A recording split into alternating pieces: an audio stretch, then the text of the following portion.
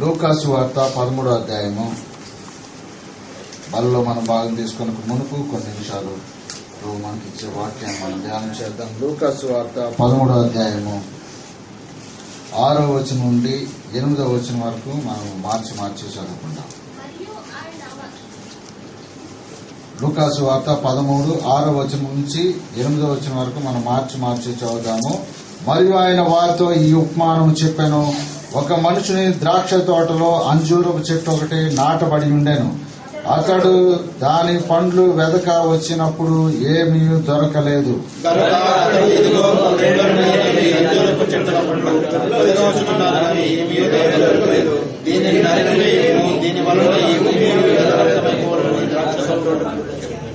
అయితే వాడు, అయ్యా, నేను దాని చుట్టూ త్రవ్వి ఎరువు వేయమట్టుకు ఈ సంవత్సరము కూడా ఉండనిమ్ము. చాలా 8 వచనాలు. ప్రభు సహాయాన్ని కోరుకుందాం. ప్రేమగల మా పరలోకపు తండ్రి, సర్వోన్నతుడైన దేవ, ఇదిగో తండ్రి నాయన, శిలువ మీద మీరు మా కొరకు అర్పించిన మీ శరీరంను బట్టి ప్రభా, ఇదిగో మా కొరకు చిందించిన అమూల్యమైన గొర్రెపిల్ల వంటి నిష్కలంకమైన రక్తమును బట్టి వందనాలు చెల్లించుకుంటున్నాము. ఇదిగో మా మధ్యన ఉన్నటువంటి బలను బట్టి మీ కృతజ్ఞతాస్తులు చెల్లిస్తూ బల ఎదుకొచ్చినటువంటి మేము మీ వాక్య వెలుగులో కొన్ని నిమిషాలు ప్రభా ఇదిగో పరీక్షించుకున్న యోగ్యంగా బలలో భాగం తీసుకోవడానికి సహాయం అనుగ్రహించాలి. ప్రభా ఇదిగో మమ్మల్ని సిద్ధపరచండి. కూర్చుని వింటున్న వారిని ప్రజలు ఇదిగో నిలవబడినటువంటి నేను నిష్ప్రయోజకుడైన విధావస్థానాన్ని ఒప్పుకుంటున్నాను. ప్రభా ఇదిగో మా చేతిలో మీ జీవ గ్రంథం ఉంచారు, అందుని బట్టి వందనాలు. ఇదిగో తను మీ లేఖనాల్లో నుంచి కొన్ని మాటలు మాకు అనుగ్రహించమని, ఇదిగో మేము పరీక్షించుకోవడానికి కావాల్సిన కృపను అనుగ్రహించమని కోరుతూ యేసు నామంలో ప్రార్థించి వేడుకొంచున్నాము తండ్రిని. ఇప్పుడు మనం చదువుకున్నటువంటి వాక్యంలో మనం జాగ్రత్తగా గమనించినట్లయితే ఇది ఒక చిన్న ఉపమానం. యేసయ్య మరి భూమి మీద ఉన్నప్పుడు ఆయన బోధించేటువంటి ఆ యొక్క టీచింగ్స్ లో ప్రతి బోధలో కూడా ఆయన ఉపమానము చెప్పి మరి వారికి అర్థమయ్యే విధంగా వారిని పరసంబంధమైనటువంటి విషయాన్ని చెప్పినట్లుగా మనం చూసాం. ఉపమానం అంటే అర్థమేంటి?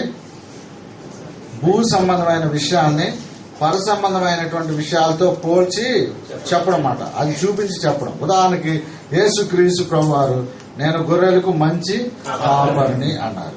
అట్లాగే నా తండ్రి నిజమైన ద్రాక్ష, నా తండ్రి వ్యవసాయకుడు, నేను నిజమైన ద్రాక్ష వల్లిని, మీరు తీగెలు అన్నారు. ఇలాంటి భాష గొర్రెలు లేక ద్రాక్ష ఇవన్నీ ఏంటంటే ఆ రోజుల్లో ప్రభు ఉండేటువంటి ఏరియాలో అర్థమవుతుందండి. ఆ ఏరియాలో ఇవన్నీ కూడా ఉండే. ఏది? గొర్రెలు. వాళ్ళు ఎక్కువ ఏం పని చేసేవారు? గొర్రెలు కాపర్లు. అట్లాగే వారికి అక్కడ ప్రసిద్ధిగా ఉండేటువంటి ఫలం ఏంటి? ద్రాక్షలు.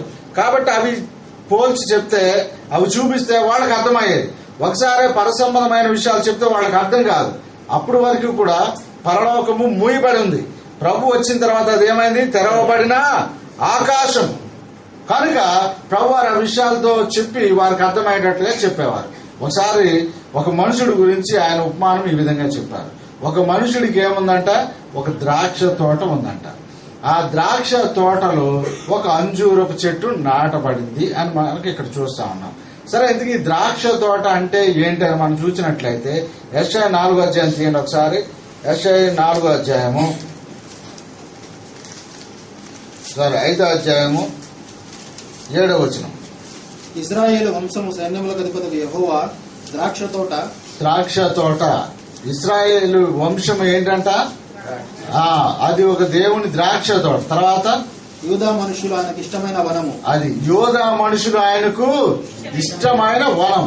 కాబట్టి ఈ ద్రాక్ష తోట ఎవరంట? ఇశ్రాయేలు ప్రజలు. జాగ్రత్తగా వినండి, మనకు అర్థమయ్యే భాషలో. కొంచెం టైంతోనే నేను క్లోజ్ చేస్తాను కాబట్టి మీరు కొంచెం కాన్సన్ట్రేషన్ చేయండి. ద్రాక్ష తోట అంటే ఎవరు? ఇశ్రాయేలు ప్రజలు. ఈ ద్రాక్ష తోటలో ఇంకొక చెట్టు నాటబడిందంట. అదేంటది? అంజూరపు చెట్టు. సాధారణంగా ఈ ద్రాక్ష తోటలో వేరే చెట్లు మరి చెట్లు నాటడానికి ఎవరు ఇష్టపడరు. ద్రాక్ష తోటగానే ఉంటది. అయితే ఇక్కడ ఏమైందంటే ఆ ద్రాక్ష తోటలో ఒక అంజూరపు చెట్టు నాటబడింది. ఇంతకీ ఈ అంజూరపు చెట్టు ఎవరంటే నీవు నేనే, మనమే, అన్యులము. మనం ఎక్కడో బయట ఉండేటువంటి వారిని తీసుకొచ్చి ఆయన తన ద్రాక్ష తోటలో నాటి ఉన్నాడు.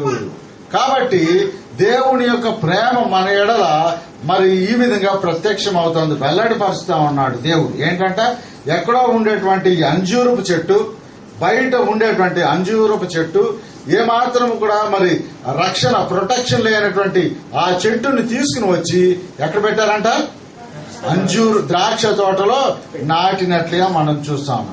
సరే, నాటిన తర్వాత నెక్స్ట్ ఏం జరిగిందో ఇప్పుడు చూద్దాం. చూడండి ఒకసారి దయచేసి. మరి నాటిన తర్వాత సాధారణంగా ఆ నాటినటువంటి వ్యక్తికి మరి ఒక రైట్ ఉంటుంది.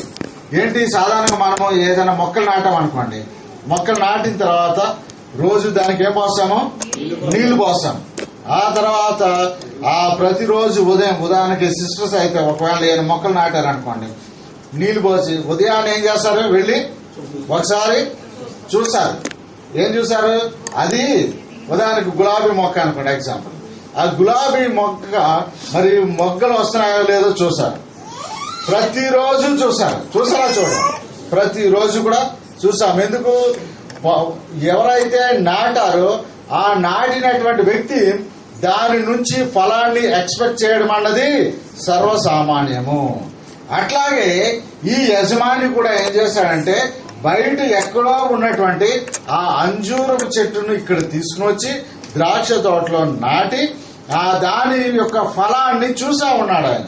సరే, ఫస్ట్ ఇయర్ సీజన్ వచ్చిన తర్వాత మరి ఆ యజమానుడు వచ్చాడు పొలానికి. వచ్చి ఆ ద్రాక్ష తోటలో ఉన్నటువంటి ఆయన మనసంతా కూడా ఈ ద్రాక్ష తోట గురించి ఆయన ఆలోచన చేయడం లేదు, కానీ ఆయన అంజూరపు చెట్టు వైపే చూస్తున్నట్లుగా మనం చూస్తా ఉన్నాం. క్రీస్తు ప్రభువు కూడా ఆయనకు మన ఎడల మరి అనేకమైనటువంటి ప్రణాళికలు ఆయన కలిగి ఉన్నారు.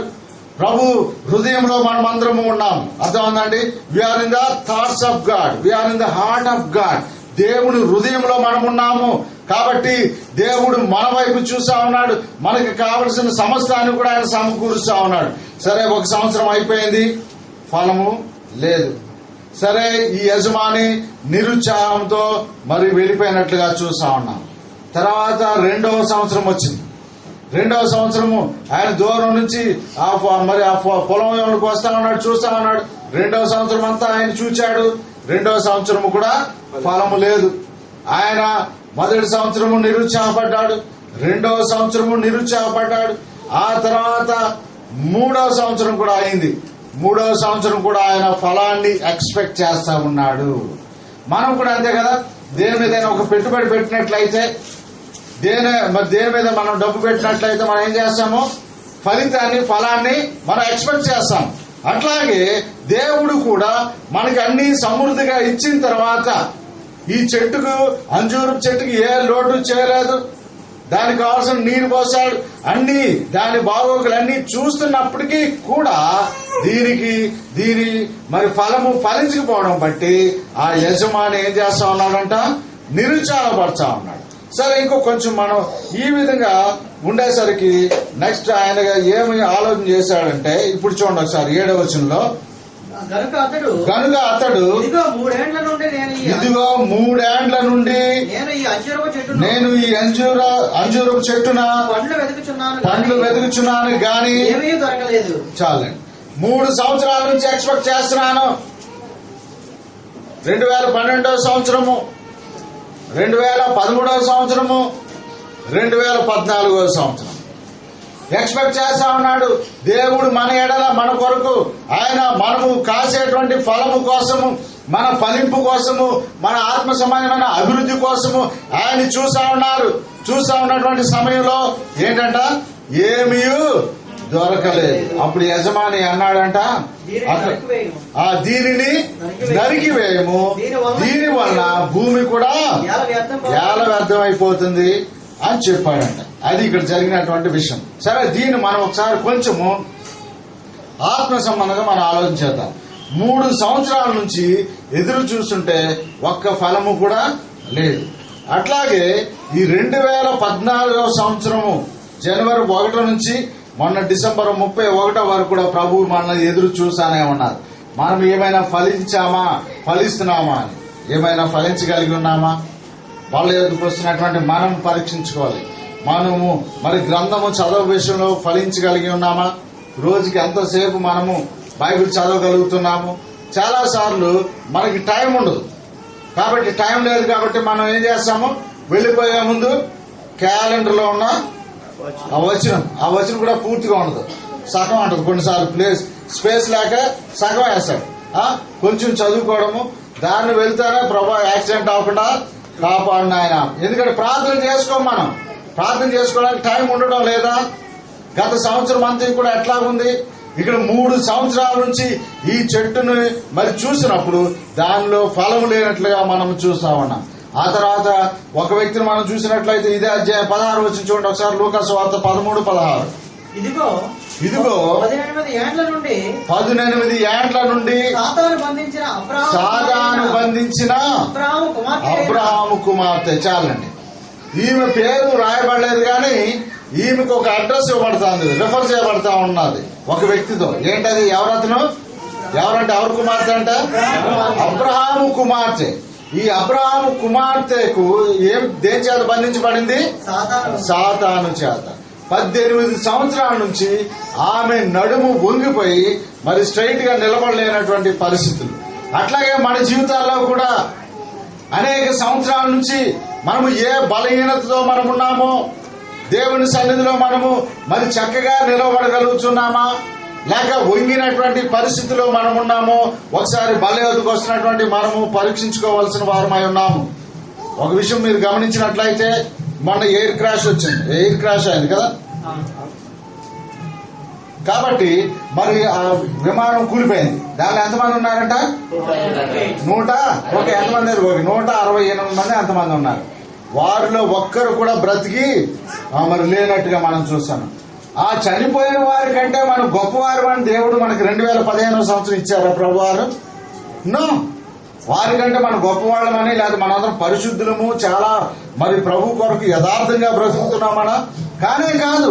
ప్రభు చూసా ఉన్నారు. ఏంటంటే మనము మరి ఈ సంవత్సరం అయినా మనము మన జీవితాలు సరి చేసుకుని దేవుని సన్నిధిలో యథార్థంగా ఉండగలమా అన్నది మనం ఇక్కడ జాగ్రత్త గమనించినట్లయితే 18 సంవత్సరాల నుంచి ఈ వ్యక్తి నడుము వంగిపోయిన పరిస్థితిలో మనం చూసా ఉన్నాం.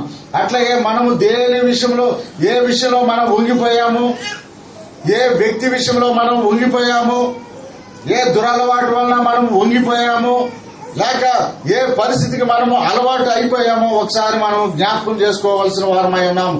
3 సంవత్సరాల నుంచి ఈ అంజూరు చెట్టున పండు ఏ విధంగా వెతుకుతూ ఉన్నాడో యజమాని, అట్లాగే మనల్ని కూడా ప్రభువారు వెతుకుతా ఉన్నారు. ఇంతకంటే ఇంకో సీనియర్ ఉన్నాడు. ఒకసారి చూడండి, యోహాను సువార్త 5వ అధ్యాయం 5వ వచనం ఒకసారి చదవండి ఎవరైనా.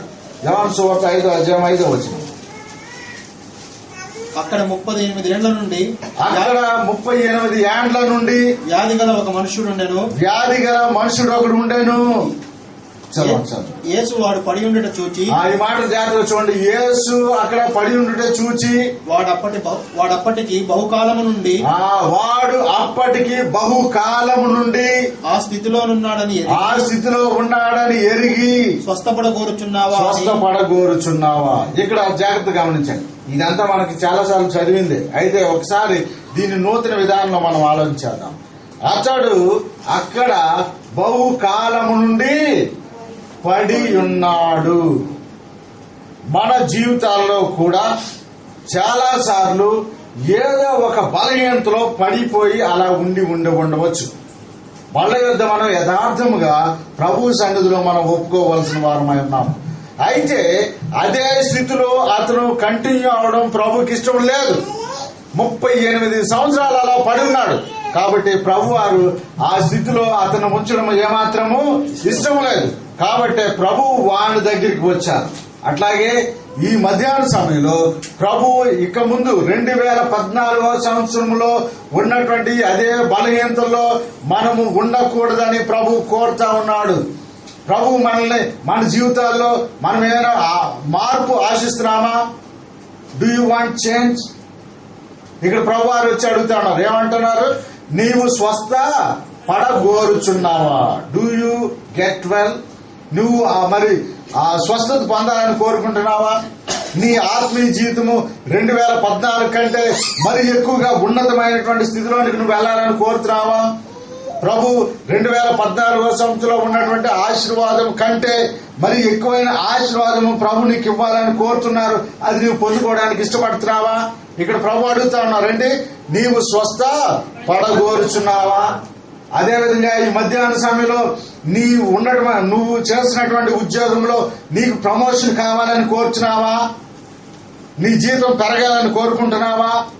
నీ ఆత్మీయ జీవితము మరి సావాసంలోను పరిసరలో నువ్వు ఎదగాలని కోరుకుంటున్నావా? ఇతను అలా అడిగినప్పుడు ప్రభు అతను ఏం చెప్తున్నాడు తెలుసా? అయ్యా, నేను నా ప్రయత్నం నేను చేస్తున్నాను, నేనేదో ఇక కోనేట్లో మరి ముందు దిగాలని అనుకున్నాను, కానీ నాకంటే ముందుగా వేరే వారు అందులో దిగుతున్నారు, కాబట్టి నాకు అవకాశం లేకుండా పోతుంది. ఇతనుకున్న సాగులు ఇతనుకున్నాయి, కానీ ప్రభు వాటిని ఏమాత్రం కూడా సరే. అందుకే నీ అంతటా నీవు ఎలాగూ దానిలో దిగలేకపోతున్నావు, కాబట్టి నీకు కావాల్సింది అలా స్వస్థత, కాబట్టి నేను నీ యొద్దకు వచ్చి ఉన్నాను. కాబట్టి ప్రియ సహోదరి సహోదరుడు, ఒకవేళ నువ్వు ఉన్నటువంటి ఈ పరిస్థితిలోంచి నువ్వు పైకి లేవలేని పరిస్థితిలో ఉన్నట్లయితే, నీవు స్వస్థత పొందుకోలేని పరిస్థితిలో ఉన్నట్లయితే, ఆశీర్వాదాన్ని నువ్వు అందుకోలేని పరిస్థితిలో ఉన్నట్లయితే కరెక్టే. మనంతటా మనం ఏమీ కూడా చేయలేము, కానీ ప్రభువే ఇప్పుడు మన యొద్దకు వచ్చి ఉన్నారు. అందుకే ప్రభు వచ్చి ఒకే ఒక సింపుల్ క్వశ్చన్, ఏంటిది? నీవు స్వస్థపడ కోరుచున్నావా? అలాగే నీవు ఆశీర్వదించబడ కోరుచున్నావా? నీకు ప్రమోషన్ కావాలని కోరుచున్నావా? నీకు ఆదాయం పెరగాలని నువ్వు ఆశిస్తా ఉన్నావా? నీ కుటుంబ పరిస్థితులు, నీకు నీ భార్యకు మధ్యన సమాధానం, గొడవ లేకుండా, పోట్లాట లేకుండా మరి సమాధానంగా ఉండాలని నువ్వు కోరుకుంటున్నావా? కోరుకున్నట్లయితే ప్రభు తప్పకుండా మనకు సహాయం చేయడానికి మన యొద్దకే వచ్చి ఉన్నారు. వెంటనే వాడు మరి ప్రభు వారు ఏమన్నారు తెలుసా? ఒకవేళ నువ్వు స్వస్థపడాలని కోరుకున్నట్లయితే నీవు చేయవలసిన పని ఒకటే, ఏంటది? నీవు లేచి నీ పరుపు ఎత్తుకొని లే, అంతే. కాబట్టి నీవు 2014 సంవత్సరంలో ఉన్నటువంటి అదే దుస్థితిలో నీవు ఉండకూడదని దేవుడు కోరుతా ఉన్నాడు. అందుకే ఆయన నీకు సహాయం చేయాలని ప్రభు మన మధ్యకు వచ్చి ఉన్నారు. ఇక్కడ మనం చూసినట్లయితే ఇది 38 సంవత్సరాల నుంచి అదే పరిస్థితిలో ఉన్నాడు. ఇక ఏ మాత్రం కూడా అదే పరిస్థితిలో మనం ఉండకూడదు. 18 సంవత్సరాల నుంచి ఈమె వంగిపోయింది. మనము కూడా దేనికి వంగిపోయామో, దేనికి లొంగిపోయామో దాని నుంచి మనం బయటికి రావాలని ప్రభు కోరుతా ఉన్నారు. 3 సంవత్సరాల నుంచి ఆ చెట్టును పండు వెతుకుతున్నారు, కానీ ఆ చెట్టు ఏమాత్రం కూడా ఫలించడం లేదు. అప్పుడు ప్రభు వారు యజమాని ఏమన్నాడంటే, ద్రాక్ష తోట యజమాని ఏమన్నాడంటే, ఆ చెట్టును నరికి వేయం అంటే. అప్పుడు ఇప్పుడు చూడండి 8వ వచనం మనం జాగ్రత్తగా ధ్యానం చేద్దాం. 8వ వచనం, అయితే బైబిల్ ఎక్కడైనా సరే ఎప్పుడైనా అయితే అన్న మాట తెలుగు బైబిల్లో ఉన్నట్లయితే ఆ తర్వాత నుండి ఉండేటువంటి మాటలు చాలా జాగ్రత్తగా మనం చదవాలి. అయితే, తిరిగి, మరలా అని కొన్ని మాటలు ఉంటాయి బైబిల్లో, తెలుగు మాటలు. అవి చాలా పవర్ఫుల్ వర్డ్స్. కాబట్టి అయితే వాడు, అయ్యా నేను దాని చుట్టూ త్రవ్వి ఎరువు వేయమట్టుకు ఈ సంవత్సరము కూడా ఉండనిమ్ము. దయచేసి ఈ మాటను మనం చూద్దాం. చూడండి 5వ వచనం అందరం కలిసి చదువుదాం. ఈ అన్న ప్లేస్ లో 2015 అని పెట్టి చదువుదాం. 8వ వచనం అందరం చదువుదాం. చూడండి, లూకాసు వార్త 13వ అధ్యాయం 8వ వచనంలో ఈ అన్న మాటలో 2015 అనే మాట పెట్టి చదువుదామా? అయితే వాడు, అయ్యా నేను దాని చుట్టూ తవ్వి ఎరువు వేయమట్టుకు 2015 సంవత్సరం కూడా ఉండనిమ్ము. What a great. ఇప్పుడు క్లియర్ అయిందా? కాబట్టి ప్రభు వారు ఏం చేస్తున్నారు? మనల్ని ఎన్నుకుంటారు. 2015 సంవత్సరము కూడా ఉండనిమ్ము. కాబట్టి ఈ 2015 సంవత్సరంలో కూడా ప్రభు మన ఎడల 2 కార్యాలు చేయబోతా ఉన్నారు. అందుకే ఈ సంవత్సరం మనకి ఇచ్చారు, అర్థమైందా? లేకపోతే 2014 సంవత్సరం అనేక మంది చనిపోయారు, మనం మర్చిపోయాం కూడా. కానీ మనం వాళ్ళకంటే గొప్పవడం అని కాదు, కానీ ప్రభు మన జీవితంలో 2 గొప్ప కార్యాలు చేయాలని ఆశిస్తా ఉన్నారు. అందుకే ఇక్కడ తోటమాలి అంటే ఎవరంటే మన ప్రభు, తోట యజమాని అంటే తండ్రి అయిన దేవుడు. తండ్రి అయిన దేవుని కుడిపార్శ్వన ప్రభు అయిన యేసుక్రీస్తు వారు కూర్చుని మన కొరకు విజ్ఞాపన చేస్తున్నారు. ఏంటంటే, అయ్యా ఇదిగో వీళ్ళు హెబ్రోన్ అన్నా, ఇది హెబ్రోన్ లో ఉన్నటువంటి నా కుమార్తె, నా కుమారునికి ఈ 2015 సంవత్సరంలో తన చుట్టూ త్రవ్వి ఎరువు వేయి మట్టుకు ఈ 2015 సంవత్సరంలో కూడా ఉండనిమ్ము. అందుకు ప్రభు మనల్ని ఇక్కడ ఉంచారు, అర్థమైందండి? ఓకే, ఆ 2 కార్యాలు ఏంటి ఇప్పుడు చూద్దాం. చూడండి, మొదటిగా దేవుడు ఈ 2015 సంవత్సరంలో చేయబోయేటువంటి ఒక గొప్ప కార్యం ఏంటంటే, అయ్యా నేను దాని చుట్టూ త్రవ్వి. సాధారణంగా మొక్కలు నాటే వాళ్ళకి ఒక విషయం తెలుసు. మొక్క నాటిన తర్వాత దాని చుట్టూ మట్టి ప్లేన్ గా కప్పేస్తారా, లేకపోతే దాని చుట్టూ పైన గొయ్యి తవ్వుతారా? మట్టి తీసేసి ఉంచారు. ఎందుకోసము? దేనికోసం? నీళ్లు నిలవబడడం కోసం. అంటే ఏంటి? ఈ మొక్క, ఈ అంజూరపు మొక్కను చూసారా, అంజూరపు చెట్టును చూసారా, దాని చుట్టూ మరి గొయ్యి లేకుండా ఎంత నీరు పోసినా, గొయ్యి లేదనుకోండి, సమాంతరంగా నేల ఉందనుకోండి, నీళ్లు ఎన్ని బకెట్లు పోసినా ఉంటాయి అక్కడ, మొత్తం స్ప్రెడ్ అయిపోతా ఉంటాయి. అట్లాగే 2014 సంవత్సరము లేదా 13, 12 ఇలా మన జీవితకాలం వెనక్కి వెళ్ళినట్లయితే ప్రభు మరి మనకిచ్చినటువంటి వాక్యము, వాగ్దానాలు అవన్నీ కూడా వ్యర్థమైపోతా ఉన్నాయి. వాగ్దానం తీసుకోవడము, వాగ్దానం ఒక లాటరీ లాంటిది కాదు, అర్థమైందా? ఇది నచ్చితే సరే ఇంకోటి, లేదా ఇంకోటి తీసుకోవడానికి, అర్థమవుతుందండి? వాగ్దానము ఒకవేళ చదివిన తర్వాత అర్థం కాకపోతే ఆ అధ్యాయం అంతా కూడా చదవాలి. మీరు ఏ అధ్యాయం నుంచి ఆ వచనం వచ్చిందో ఆ అధ్యాయం అంతా చదివితే క్లియర్ గా మనకి ప్రభు మన పట్ల ఆయన కలిగినటువంటి ప్రణాళిక, చిత్తము బయలుపడుతుంది. కనుక ఈ 2014 లేదా అంతకు పూర్వము ఆయన చేసినటువంటి మేలులు అవన్నీ కూడా వ్యర్థంగా మనము వాటిని విడిచిపెట్టే వారంగా ఉన్నాం. కాబట్టి ఈ సంవత్సరము ఏం చేస్తారంట, దాని చుట్టూ త్రవ్వి, అనగా నీళ్లు నిలవడానికి అవకాశాన్ని ప్రభు ఇవ్వబోతా ఉన్నారు. అనగా ఆయన వాక్యము, వాగ్దానాలు, మరి సహవాసము, మందిర సమృద్ధిని ఈ సంవత్సరం ఆయన మనకి ఇవ్వబోతా ఉన్నారు. కాబట్టి మనమందరం కూడా సిద్ధంగా ఉండాలి. ప్రభు మనల్ని ప్రేమించి తన వాక్యాన్ని, తన దాసులను పంపించి మరి మనల్ని ఆశీర్వదించబోతా ఉన్నారు. ఇది మొదటిది. ఆ తర్వాత రెండో పని ఏం చేయబోతా ఉన్నాడంటే, ఆయన ద్రాక్ష తోటమాలు ఏం చేయబోతున్నాడు, దాని చుట్టూ త్రవ్వి. రెండోది ఏంటి, ఎరువు వేయి మట్టుకు. మొక్కలకి ఎరువు ఎందుకు వేస్తారు చెప్పండి? ఎక్కువగా ఫలించడానికి, ఎదగడానికి, ఫలించడానికి, పంట ఎక్కువ దిగుబడి కోసం ఎరువు వేస్తాం. అయితే ప్రభు ఏమంటున్నారంటే, మీకు నేను ఎరువు వేయడం అంటే ఇక్కడ ఒక 3 విషయాలు ఉన్నాయి. ఎరువు అంటే మామూలు ఎరువు మనకు అవసరం లేదు, మనం మొక్కలం కాదు కాబట్టి. అయితే ఆయన పిల్లలుగా ఈ సంవత్సరం ఏంటంట, ఆత్మ సంబంధమైన సమృద్ధి ఏంటి, దాని చుట్టూ త్రవ్వడం వల్ల ఏమవుతుంది, నీరు పీల్చుకునేటువంటి అవకాశం ఉంది. ఏది ఎక్కువ నీళ్లు నిలుస్తాయి, ఆ నిలవబడినటువంటి నీరు ఏం చేస్తుంది, ఆ చెట్టు వేళ్లు పీల్చుకొని మొత్తము చివరి కొమ్మ వరకు కూడా అది నీటిని పంపించి ఎదగడానికి ఉపయోగపడుతుంది. అట్లాగే మరి దేవుని వాక్యము కూడా ఈ సంవత్సరం మనకు వాగ్దానాలు ఇవ్వబడుతున్నాయి. అయితే ఈ ప్రారంభం నుంచే ఆయన మన ఎడల ఒక శ్రద్ధ కలిగినటువంటి మరి కాపరిగా మనకున్నట్లుగా మనం చూస్తా ఉన్నాము. దాని చుట్టూ త్రవ్వడం అంటే, దానికి ఎరువు వేయడం అంటే అర్థమేంటో తెలుసా, ఓ ప్రత్యేకమైనటువంటి స్పెషల్ కేర్, ప్రత్యేకమైన శ్రద్ధ దేవుడు మన పట్ల తీసుకోబోతా ఉన్నాడు.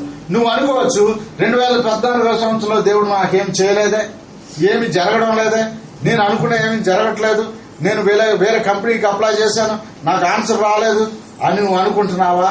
అయితే ఈ 2014 సంవత్సరంలో 15లో దేవుడు నిన్ను ఆశీర్వదించబోతాను. ఎరువు వేయడం అంటే కొన్ని విషయాలు మనం చూద్దాం. చూడండి ఒకసారి, ద్వితీయోపదేశకాండము 8వ అధ్యాయం 18 వచ్చిన త్వరగా మనం క్లోజ్ చేసుకుందాం. త్వరగా చూడండి, ద్వితీయోపదేశకాండము 8వ అధ్యాయం 18 వచ్చిన. కాగా నీ దేవుడైన యెహోవాను జ్ఞాపకం నీ చేసుకుని దేవుడైన యెహోవాను జ్ఞాపకం చేసుకున్న వాళ్ళను ఏలయనగా తాను నీ పితరులతో ప్రమాణం చేసినట్లు తాను నీ పితరులతో ప్రమాణం చేసినట్లు ఆ నిబంధనను నేటి వలె స్థాపింపవలెనని మీరు భాగ్యము సంపాదించుకున్నట్టుగా మీకు ఇష్టమైనట్లయితే ఆ లైన్ అండర్లైన్ చేసుకోండి. ఏంటంట? మీరు భాగ్యము సంపాదించుకొనుటకు మీకు సామర్థ్యమును కలుగజేయవాడు ఆయనే. కాబట్టి మీకు ఎబిలిటీ, మీకు సామర్థ్యాన్ని ఇప్పటి వరకు మరి మీరు చేసినటువంటి పని, అది ఏ పని కావచ్చు, చిన్న పని కావచ్చు, పెద్ద పని కావచ్చు, మరి ఏదైనా సరే నువ్వు ఏం పని చేస్తున్నావో అది ఎంత చిన్న పని అయినా సరే నీ పనిలో దేవుడు ఏమిస్తానంటున్నాడు? సామర్థ్యాన్ని. అంటే ఏంటి? ఇంకా బాగా నువ్వు చేయగలవు. నువ్వు చేసినటువంటి పనిని చూచి నీ యజమానుడు ఇంకా పెద్ద పని నీకు అప్పగించవచ్చు. ఆ తర్వాత ఇంకా నీకు ఎక్కువ ఆశీర్వాదం రావచ్చు. ఈ సామర్థ్యం పెరగడం వలన మనం ఏం సంపాదించుకోవచ్చు అంట? ఏమన్నా వాక్యంలో? భాగ్యము సంపాదించుకోవచ్చు. భాగ్యము సంపాదించుకోవచ్చు అంటే మన భాషలో చెప్పాలంటే కేడీసే కాదు, ఏంటి కేడీసే కాకుండా ఇంకా ఆత్మ సంబంధంగా అనేక రీతులుగా మనము సామర్థ్యం పెంచుకోవడానికి, మనము ప్రభు మనకి మన భాగ్యము పెంచుకోవడానికి ప్రభు మనకి సామర్థ్యం ఇవ్వబోతున్నారు. అది ఏరు అంటే. తర్వాత ఇంకొక మాట చూడండి దయచేసి. యెషయా 45వ అధ్యాయం. యెషయా 45వ అధ్యాయము 2వ వచనం చదవండి. యెషయా 45వ అధ్యాయం. నేను నీకు ముందుగా పోవచ్చు. మొదటి మాట. ప్రభువారు ఈ సంవత్సరము 2015వ సంవత్సరంలో ప్రభువారు మనకి ఎలా వెళ్తారంట? ముందుగా నడిచేది ఎవరు? లీడర్ కదా. ఒక నాయకుడు నడుస్తుంటే ఆ నాయకుడి వెనక అనేక మంది ఫాలోవర్స్ ఉంటారు కదా. అట్లాగే ప్రభువారు మనకి నాయకుడు ఆయన. కాబట్టి ఆయన వెనక మనం నడవడం అంటే అర్థమేంటి? ఆయన అడుగు జాడలలో, పేతురు అంటాడు, ఆయన అడుగు జాడలలో మనము నడవలసిన వారమై ఉన్నాం ఈ 2015వ సంవత్సరంలో. కాబట్టి ఆయన మనకు ముందుగా నడుస్తున్నాడు. తర్వాత అది మెట్టగానున్న స్థలములను ఆయన సరాలము చేయబోతా ఉన్నాడు. మెట్టని ఎవరైనా ఫాస్ట్ గా పరిగెత్తిన లెక్కేయగలరా? మెట్ట ఉంది, మెట్ట మీద ఎక్కడం అంత ఈజీయా? చాలా కష్టం. అట్లాగే ఒకవేళ గతించిన సంవత్సరం అనగా 2014వ సంవత్సరంలో మెట్టగా ఉన్నటువంటి, మెట్ట అంటే ఇక్కడ సమస్య, మనము సాధించలేనిది, మనం పొందుకోలేనిది, దానిని మెట్ట అంటామన్నమాట. కాబట్టి ఒకవేళ నీకు అది అనారోగ్యం కావచ్చు, లేక నీ జీతం పెరగడం కావచ్చు, లేక నీ కుమార్తె వివాహం కావచ్చు, నీ పిల్లల చదువు కావచ్చు, లేక నీ భర్త బాగుపడడం కావచ్చు, లేక మీ భార్యాభర్తల మధ్య సంబంధం కావచ్చు. ఇది అసాధ్యము, ఇది జరగడం లేదు ఇన్ని సంవత్సరాల నుంచి, ఇంక ఇది నాకు జరగలేమో, నేను ఎంత ప్రార్థన చేస్తున్నా, అయ్యో ఏంటి నా పరిస్థితి నువ్వు అనుకుంటున్నట్లయితే యేసుక్రీస్తు ప్రభు వారు ఒక వాగ్దానం చేస్తా ఉన్నారు. ఏంటి? నేను మీకు ముందుగా నడుస్తాను. రెండోది ఏంటి? మెట్టగానున్న స్థలములను ఆయన ఏం చేస్తారంట? సరాలము చేస్తారు. మెట్టగా ఉన్న స్థలం మీద నడవడం ఈజీయా, లేకపోతే సరళంగా ఉన్నటువంటి స్థలంలో నడవడం ఈజీయా? సరళంగా ఉన్న చోట మనం సులువుగా నడిచిపోగలం. కాబట్టి కష్టతరమైన ప్రతి సమస్య కూడా సులభతరంగా చేయబోతా ఉన్నారు ప్రభువారు ఈ సంవత్సరం. అందుకే మెట్టలన్నీ కూడా కొట్టివేయబడి సరళమైన స్థలంలో మనము వెళ్ళబోతా ఉన్నాం. తర్వాత మాట చదవండి. ఇంకొకటి, ఇత్తడి తలుపులను పగలగొట్టేదను, ఇనుప గడియలను విడగొట్టేదను. ఇత్తడి తలుపులు, చెక్క తలుపును పగలగొట్టడమే కష్టం. అలాంటి ఇత్తడి తలుపును పగలగొడతామా? నీ చేతిలో ఏ ఆయుధము లేదు, నువ్వు వెళ్ళి దాన్ని ఎంత కొడితే అది పగులుతుంది? నో. కాబట్టి సాధారణ ఏదైనా మన ఇంటికి లాక్ చేసి ఒకవేళ మనం తిరిగి వచ్చేటప్పుడు బహుశా మన చేతి జోబులో వేసుకున్నాం అనుకున్న కీ ఎక్కడ పడిపోయింది అనుకోండి, ఆ తాళాన్ని పగలగొట్టడానికి మొత్తం ఊరందరూ రావాల్సిందే, కొంచెం ఒక గట్టిగా మాదిరి తాళం అయితే కదా. అలాంటిది ప్రభువారు ఏమంటున్నారు? ఇత్తడి తలుపులను పగలగొడతాను, ఇనుప గడియలను నేను. కాబట్టి అంటే దీని అర్థం ఏంటి? ఈ 2014వ సంవత్సరంలో నీవు నీ ప్రయత్నాలన్నీ చేశావు సాధించడానికి, చేయడానికి, ఏవో చేయడానికి, కానీ నువ్వు చేయలేకపోయావు. కాబట్టి ఇప్పుడు ప్రభువారు ఏమన్నారంటే జస్ట్ వెయిట్, నువ్వు ఉండు, నేను వస్తాను. సాధారణంగా ఇళ్లలో ఎవరైనా సహోదరులు ఏదైనా పని చేస్తున్నారు అనుకోండి, ఆ పని ఉదాహరణకి అది చేయలేనటువంటి పరిస్థితి, ఏదైనా ఒక వస్తువు ఉంది దాన్ని పైకి లిఫ్ట్ చేయాలి, తీసుకెళ్లి ఇక్కడ నుంచి తీసుకెళ్లి అక్కడ పెట్టాలి, వీళ్ళు తీయలేకపోతున్నారు. అప్పుడు ఒకవేళ మంచి హస్బెండ్ అయితే, ఏ హస్బెండ్, మంచి హస్బెండ్ అయితే చూసిన వాడు ఏమంటాడు, ఈమెమో దాన్ని తీయలేకపోతుంది, చూసినప్పుడు ఇతను ఏమంటాడు చెప్పండి, ఏమంటారు, అది ఏమంటారు, మంచి హస్బెండ్. మీరెవరు మంచి హస్బెండ్స్ కదా చెప్పరా? కాబట్టి ఆగు, నేను వస్తున్నాను, ఆగు, నేను తీస్తాను, ఆగండి. ప్రభువు కూడా అదే మాట చెప్తున్నారు. 2014 సంవత్సరంలో ఆ ఇత్తడి తలుపులు లేకపోతే ఆ ఇనుప గడియలు మీరు ఏదేదో ప్రయత్నం చేశారు కానీ మీ వల్ల జరగలేదు అవి. కాబట్టి జస్ట్ వెయిట్, ఐఎమ్ కమింగ్. మీరు ఉండండి, నేను ఈ 2014 సంవత్సరంలో వస్తున్నాను. మీ సమస్యలన్నిటికీ కూడా పరిష్కారము రాబోతా ఉంది. మీరుండండి, నేను చేస్తాను. అందుకే ప్రభు వారు ఏమన్నారు, యుద్ధము యెహోవాదే, యుద్ధం మనది కాదు, మనం చేయలేము. మనం చేయగలం మన యుద్ధాన్ని? మనం చేయలేము. యెహోవా మన పక్షాన నుండి. మనందరికీ తెలుసు గొల్లియాతు, దావీదు కదా. ఆ గొల్లియాతును చూసి అంతకు ముందే చాలా మంది చాలా రోజుల నుంచి మన వాళ్ళందరికీ, అంటే ఎవరు, ఇశ్రాయేల్ అందరికీ కూడా నార్మల్ గా లేదు టెంపరేచర్. అందరికి 103, అందరూ భయంతోనే ఉన్నారు, అందరూ ఫేవర్తోనే ఉన్నారు. ఏంటి, ఆ గొల్లియాతును చూసేసరికి భయపడతా ఉన్నారు. సరే, ఆ టైంలో ఈ చిన్నవాడు ఆయన దావీదు వెళ్ళి చూశాడు.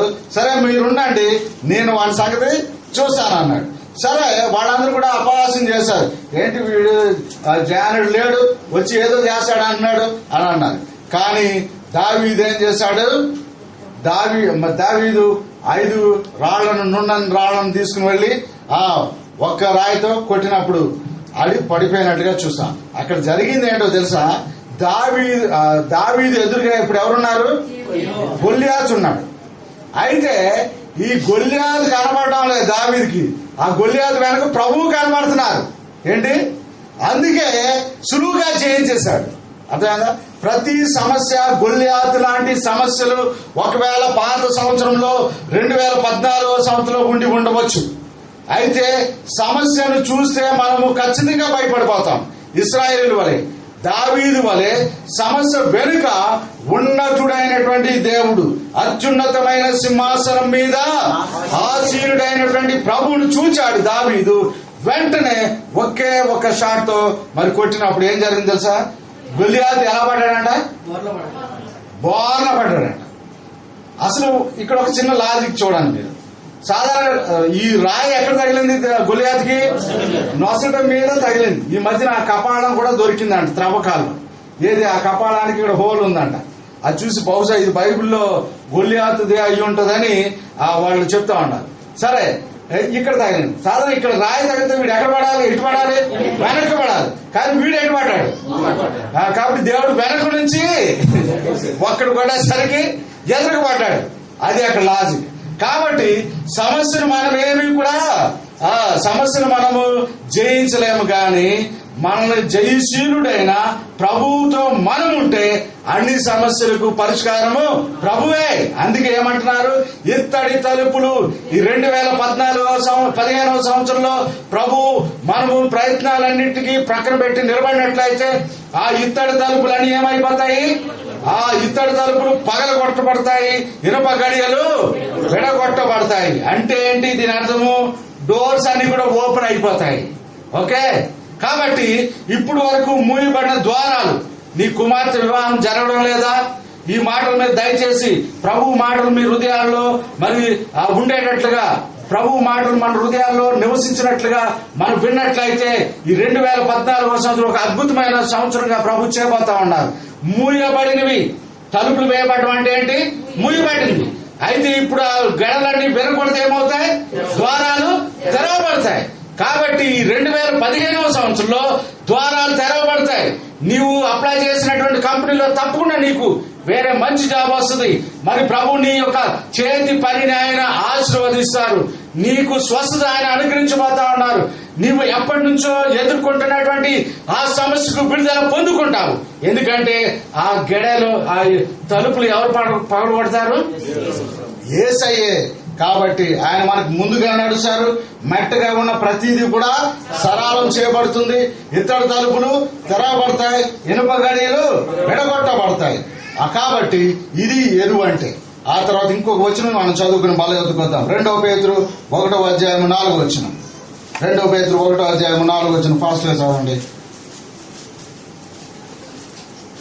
ఆత్మ గుణాతిశయములను బట్టి ఆ, ఆయన మనకు అమూల్యములను ఆయన మనకు అమూల్యములను అత్యధికములైన వాగ్దానము వాగ్దానములను ఆయన మనకి అనుగ్రహించి ఉన్నారు. మూడవది ఏంటి? వాగ్దానాలు. మనకి ప్రభు వాగ్దానాలు ఇచ్చారు. ఆ వాగ్దానం మీద, వాక్యం మీద మనం ఆధారపడి దాని యందు మనం విశ్వాసం ఉంచి మనము విశ్వాసాన్ని ఎక్సర్సైజ్ చేసినట్లయితే, మరి విశ్వాసాన్ని మనము ప్రతి విషయంలో కనబరిచినట్లయితే మనకి ఆ వాగ్దానాలు ఒక ఎరువులాగా ఆత్మ సంబంధంగా మనం ఎదగడానికి ఉపయోగపడతాయి. కాబట్టి మరి ఆ తోట, ద్రాక్ష తోట తోటమాలి అనగా క్రీస్తు ప్రభు వారు అంటా ఉన్నారు, దాని చుట్టూ త్రవ్వి దానికి ఎరువు వేయమట్టుకు ఈ 2015వ సంవత్సరం కూడా ఉండనిమ్ము. ప్రభు ఈ 2015వ సంవత్సరం కూడా ప్రభు మనల్ని ఉంచారు. ఎందుకు ఉంచారంటే దాని చుట్టూ త్రవ్వి ఎరువు అనగా ఆయన మరి ప్రభువారు మనకి ఆ సామర్థ్యాన్ని ఇస్తారు. ఏది 8:18 ద్వితీయోపదేశ కాండంలో ఉన్నట్టుగా. కాబట్టి ఇందాక చదువుకున్నాం ఆల్రెడీ.